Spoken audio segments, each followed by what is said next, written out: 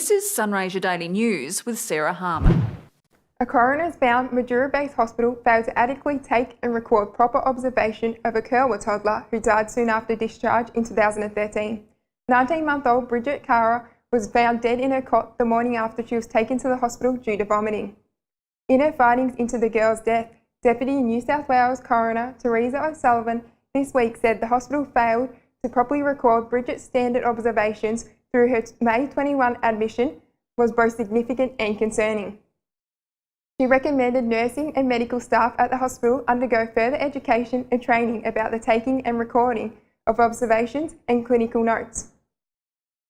Parents and students at the Lake Primary Schools are getting active outdoors with today's launch of the Ride and Stride Zone, where students can safely walk or ride to school.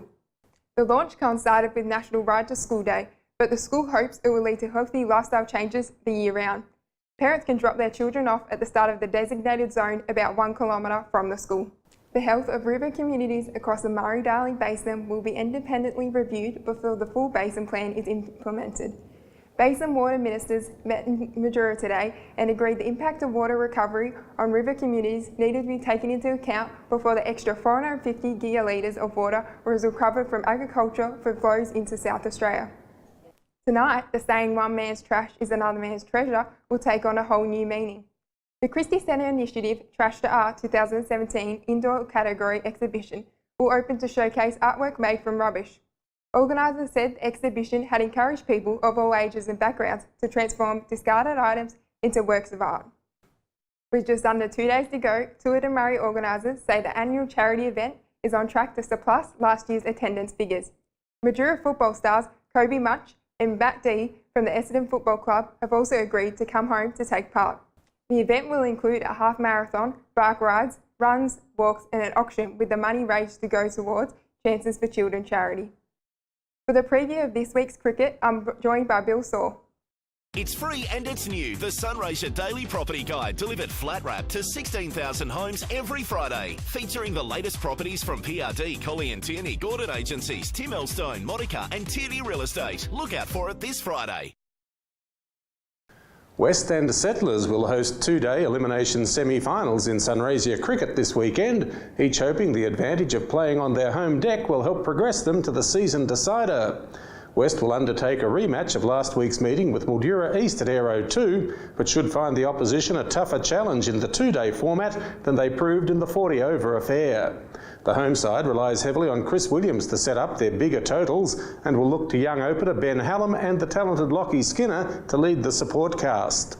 Recruit Ben Waring has been a revelation, claiming more than 40 wickets during the regular season, and in tandem with Williams he looms as the key weapon behind seamers Callan Humphreys and Brandon Dixon.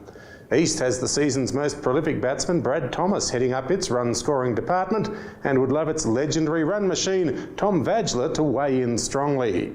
Jai Berry, Jaden Hunt, Gilbert Finch and Jake Albrecht form a seam attack that can defend an honest total, so the toss of the coin could prove important in setting up this encounter. At the senior college, Settlers take on a Workers Golgol outfit that had a dreadful lead into this match, routed for 59 all out by non-finalists Merbein South last week. Workers will hope their big batting guns Andrew Petrie and Aidan Kalako produce innings of substance, and the Nick Jensen continues his consistent form in the middle order. Jensen's left-arm spin may also be a key to containing a powerful Settlers batting lineup led by Jason Morrison and reinforced by Mark Cleary and Richie Wild. Cleary's capacity to bowl at peak revs could also be a massive factor in deciding the premiership outcome, and Sets will start a solid favourite to advance this weekend. In other sport, the Mildura Heat basketball sides began their 2017 Big V campaigns at the Hot House tomorrow night. Coming off a semi-finals defeat last year, the Heat women began the new season at 6 p.m. against Werribee, who struggled last year but have recruited strongly. The Heat men are playing in Division 2 this season and face Altona in round 1 at 8 p.m. Nick Jensen and Josh Dean have been announced as Wentworth's co-captains for the SFNL season. The two stars were appointed after Warwick Bradley relinquished their leadership. After a strong finish to 2016, the Roos are looking to make a jump into the SFNL top 4 this season. To the weather, heading for a sunny day in Mildura tomorrow with a high of 35 and low of 14. Light winds on Sunday with a top of 36 and low of 19.